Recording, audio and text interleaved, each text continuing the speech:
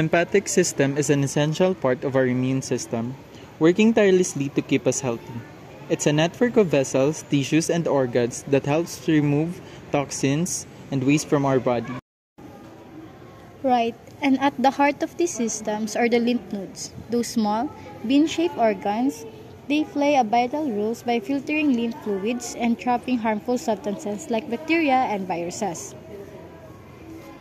When the lymphatic system doesn't work as it should, it can lead to serious issues like lymphoma. This is a type of cancer that disrupts the system function.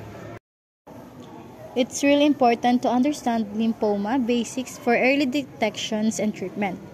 Did you know there are two main types of lymphoma? Hodgkin lymphoma and non-Hodgkin lymphoma. Yes, Hodgkin lymphoma is identified by the presence of red Sternberg cells. These are large abnormal lymphocytes not found in non-Hodgkin lymphoma. Hodgkin lymphoma often starts in the upper body, like the lymph nodes in the neck, chest, or armpit. Non-Hodgkin lymphoma, on the other hand, includes a broader range of lymphatic cancers. It's further divided into B-cell, T-cell lymphomas. Diffuse large B-cell lymphoma is the most common subtype. The exact causes of lymphoma aren't fully understood, but there are risk factors. For example, genetic mutation in lymphocytes, a weakened immune system, and viral infection like Epstein-Barr virus can increase the risk. Family history and exposure to certain chemicals or radiation also play a role. That's why recognizing early symptoms is so important. Speaking of symptoms, painless swelling in the lymph nodes, especially in the neck, underarms, or groin, is a common first sign. Other symptoms include persistent fever, night sweats, unexplained weight loss, and fatigue.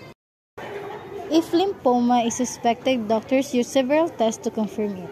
They will start with a physical exam to check for swollen lymph nodes, then a biopsy is usually performed to examine lymph nodes tissue under a microscope. Imaging tests like CT scan, PET scan, and MRI are also used to see if the cancer has spread. Once diagnosed, the treatment approach depends on the type and stage of the lymphoma, as well as the patient overall health. Chemotherapy is a common treatment option. It uses drugs to kill cancer cells, especially in advanced stages. Radiation therapy is another option, using high-energy rays to target and destroy cancer cells. Targeted therapy and immunotherapy are newer promising approaches.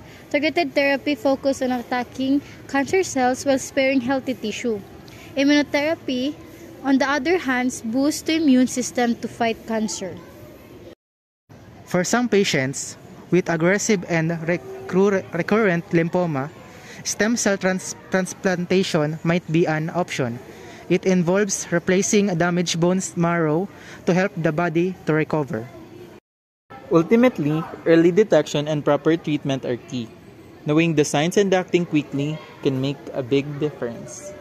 Absolutely, raising awareness about the lymphatic system and lymphoma can empower people to seek medical attention when needed. And that's the first step towards fighting this disease. Effectively, stay informed, stay proactive, and always prioritize your health.